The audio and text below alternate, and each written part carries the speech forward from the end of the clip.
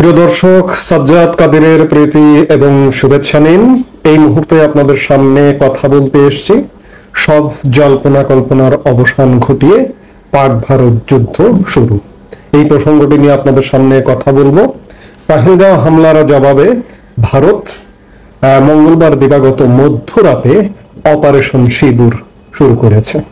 মধ্যরাতে পাক জঙ্গি ঘাঁটি বেছে বেছে হামলা করেছে ভারত। পাকিস্তান ও পাক অধিকৃত কাশ্মীরের 9 জায়গায় জঙ্গি ঘাঁটি গুড়িয়ে দিল ভারতীয় সেনাবাহিনী। প্রত্যাঘাতের পরই এক্স হ্যান্ডেলে সেনাবাহিনীর তরফ থেকে বিষয়টি নিশ্চিত করা হয়েছে। সর্বশেষ খবর পাওয়া অনুযায়ী খতম হয়েছে 80 জঙ্গি। ইতিমধ্যে পাকিস্তানের তরফে হামলার কথা স্বীকার করা হয়েছে। যোগ্য জবাবের হুঁশিয়ারি দিয়েছেন পাক প্রধানমন্ত্রী শাহবাজ শরীফ। পহেলগাঁও হামলার পরই পাল্টা জবাব দেওয়ার হুঁশিয়ারি দিয়েছিল ভারত। পাকিস্তানের উপর চাপ বাড়াতে একাধিক চুক্তি বাতিল করা হয়েছে। এরই মাঝে মঙ্গলবার পহেলগাঁওয়ের বদলা অপারেশন সিঁদুর ভারতীয় সেনাবাহিনীর। গভীর রাতে পাকিস্তান ও পাক অধিকৃত কাশ্মীরের 9 জায়গায় জঙ্গি ঘাঁটি গুড়িয়ে দেয় ভারতীয় ক্ষেপণাস্ত্র। জানা গেছে বহলপুরে জইশ-ই-মোহাম্মদ, মুরাক্কায় লস্করি তৈয়বা ও হিজবুল মুজাহিদিনের সদর দপ্তর গুড়িয়ে দেওয়া হয়েছে বলে খবর। গোটা অপারেশনের নজরদারিতে ছিলেন প্রধানমন্ত্রী নরেন্দ্র মোদী। রাতেই প্রতিরক্ষা মন্ত্রকের তরফে হামলার বিবৃতি দেওয়া হয়েছে।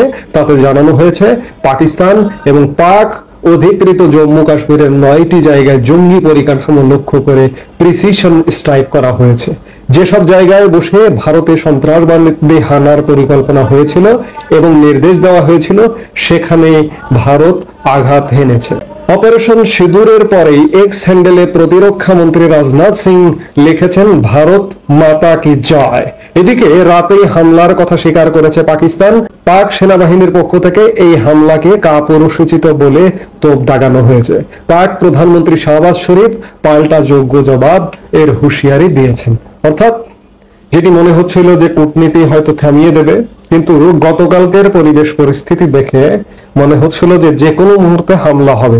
তবে এই ধারণাটা ছিল যে পাকিস্তান আগে হামলা করবে, কিন্তু আসলে সত্যিই পাকিস্তানই আগে হামলা করেছে। এই যে পহেলগাঁও হামলাটা হয়েছে 22 এপ্রিল, 24 তারিখ থেকে ভারতের বিভিন্ন সীমান্ত অঞ্চলে পাকিস্তান বাহিনী ভারতীয় বাহিনী লক্ষ্য করে গুলি, এবং গতকালকেও নাকি কামানের গুলি করা হয়েছে পাকিস্তানের পক্ষ থেকে। তারপরে ভারত হামলা করেছে। ভারত এটিকে বলবো যে যথাযোগ্য জবাব, উপযুক্ত জবাব। কারণ পাকিস্তানের বাড়াটা এত বাড়া, পাকিস্তান নিজেরা তো সন্ত্রাস লালন করে, এমনকি কোন কোন দেশকেও প্ররোচনা দেয়। যেমন আজকের বাংলাদেশকে পাকিস্তান মিসগাইড করে ভারতের শত্রুতে পরিণত করছে বাংলাদেশকে দিনকে দিন। কারণ ভারত বাংলাদেশের স্বাধীনতা এনে দেবার একটা প্রধান সহযোগী শক্তি ছিল। কাজেই ভারত কখনো চাইবে না যে বাংলাদেশের কোনো ক্ষতি হোক, বাংলাদেশের কোনো খারাপ হোক। কিন্তু আজকে বাংলাদেশের পরিবেশ পরিস্থিতিটা এমন দিকে নিয়ে গেছে পাকিস্তানের প্ররোচনায় প্ররোচিত হয়ে এই যে বর্তমানে বাংলাদেশে একটি দখলদার সরকার আছে, এই সরকারটি আজকে ভারতের জনগণ ও বাংলাদেশের জনগণের উপর সংক্ষুব্ধ। এই হামলার পরে বিশ্বব্যাপী নানা রকম প্রতিক্রিয়া দেখা গেছে। ইতিমধ্যে জাতিসংঘ নিরাপত্তা পরিষদকে ভারতের স্পষ্ট অগ্রাসন এবং আন্তর্জাতিক শান্তি এবং নিরাপত্তার জন্য হুমকি সম্পর্কে অভিহিত করা হয়েছে বলে বিবৃতি জানিয়েছে পাকিস্তানের পররাষ্ট্র মন্ত্রণালয়।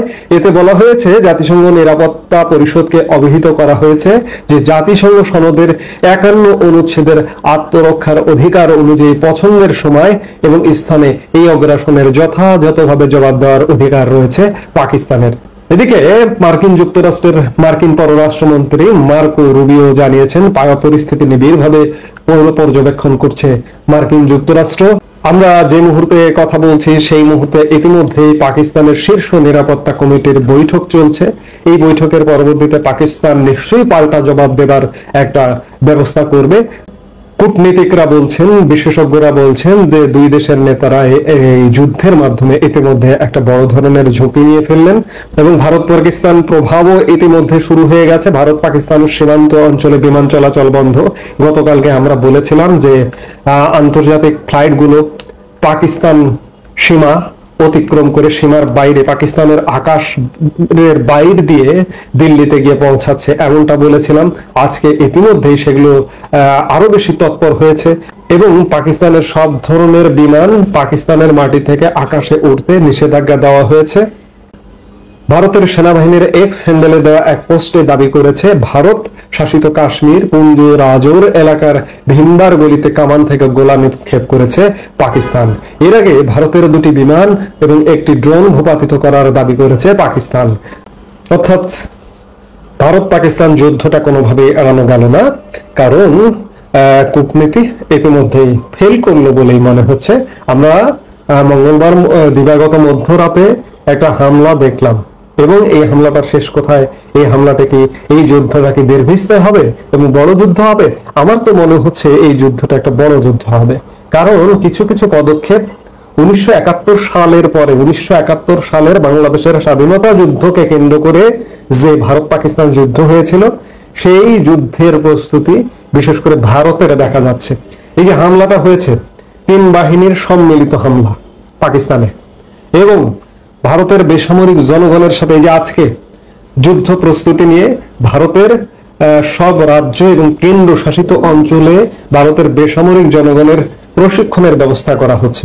অর্থাৎ যুদ্ধটা খুব বড় ধরনের হবে এবং এই যুদ্ধটা একটা দীর্ঘস্থায়ী যুদ্ধ হতে পারে, সেই আশঙ্কার কথা উড়িয়ে দেওয়া যায় না।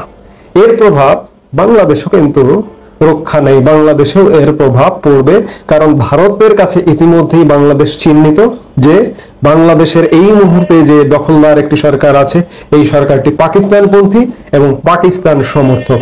সেই জায়গায় ভারত বাংলাদেশে যদিও হামলা নাও করে, ভারত গত 9 মাস যাবৎ নানা রকম সহ অবস্থান বা সহ্য করে যাচ্ছে, কিন্তু কোনো বড় ধরনের পদক্ষেপ এখনো পর্যন্ত নেয়নি। কিন্তু ইদানিং কালে পদক্ষেপ শুরু হয়ে গেছে, ভারত থেকে পণ্য আসা একদম বন্ধ হয়ে গেছে এবং আরো নানা রকম পদক্ষেপ আসবে, এবং সেই পদক্ষেপের প্রেক্ষিতে এই পাক ভারত যুদ্ধের প্রভাব বাংলাদেশের জন্য খুব বড় ধরনের প্রভাব পড়বে। এই মুহূর্তে এ পর্যন্তই। সবাই ভালো থাকুন, সুস্থ থাকুন।